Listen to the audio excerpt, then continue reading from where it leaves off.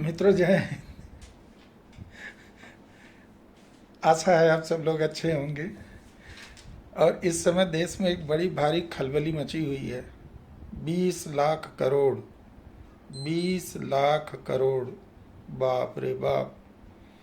कितने नेताओं के मुंह में पानी आ रहा है। लेकिन मोदी जी ने डीबीटी करके और डीबीटी का सिस्टम डाल करके सबका मुंह का पानी सुखा दिया है। हाय रे कांग्रेस, हाय रे सोनिया, क्या बात है। अगर उसकी राज होती तो कम से कम 60% तो गप गप गुप हो ही जाता। अरे भाइयों, ये सारे लोग सरकार को ये सिखा रहे हैं, खास करके सोनिया परिवार, कि सरकार को ये करना चाहिए, सरकार को वो करना चाहिए, सरकार को बिजली माफ़ करनी चाहिए, सरकार को मज़दूरों को घर भेजना चाहिए, साथ में ना जाने कौन कौन से कैसे कैसे दुष्प्रचार भी कर रहे हैं।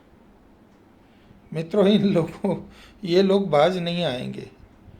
कहते हैं ना, हिंसक जानवर जिसके मुंह में खून लग जाता है उसको वेजिटेरियन खाना पसंद नहीं आता।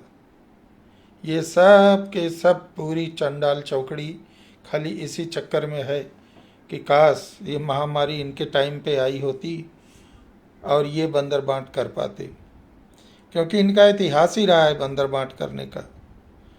आज जो मोदी साहब ने डीबीटी का प्रोविज़न किया है, लोगों के खातों में डायरेक्ट पैसा जा रहा है, तो ये 85 पैसे वाली कसक इनकी, ये टीस इनको सोने नहीं दे रही है।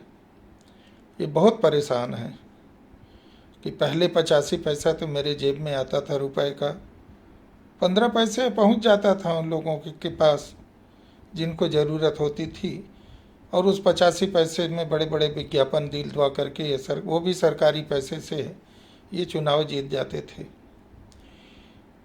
मित्रों, आपको पता है कि इन लोगों ने जो भी सरकारी तौर पर भारत सरकार ने इनका वेतन काट करके इनसे वसूली कर रही है, किसी भी विपक्षी नेता ने इस समय इन्हीं गरीबों के लिए अपने पास से 1 रुपए का फंड नहीं दिया है।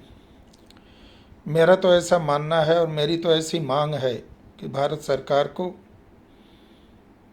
इन नेताओं के पास, जिनके पास बेशुमार काला धन है, जिनके ऊपर मुकदमे चल रहे हैं,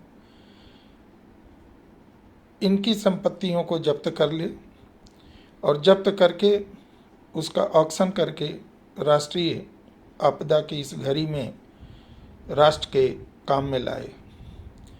देश के पास वक्फ बोर्ड में भी बहुत सारी संपत्ति है और इसी संपत्ति को कब्जा करके ओवैसी और आजम जैसे नेता या कुछ और भी तुष्टीकरण वाले नेता आगे बढ़ गए हैं। इन्होंने गरीब मुसलमानों के हक की रोटी भी छीनी है और उनकी ज़मीनें भी छीनी है। उसकी जगह इन लोगों ने मेडिकल कॉलेज और विश्वविद्यालय खोले हैं। जांच वाँच से अब कुछ नहीं होगा, सरकार को सीधी कार्रवाई करनी पड़ेगी।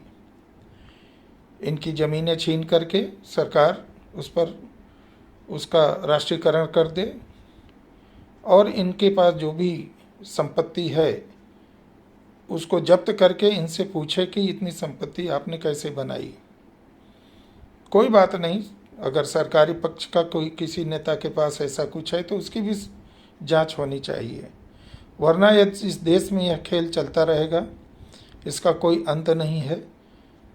और अब ये बर्दाश्त के बाहर है। जनता सब कुछ जान रही है और हो ना हो किसी दिन ऐसा वक्त आए कि देश की जनता ही खुद इतना बाहर सड़क पर निकल करके इनके ऊपर,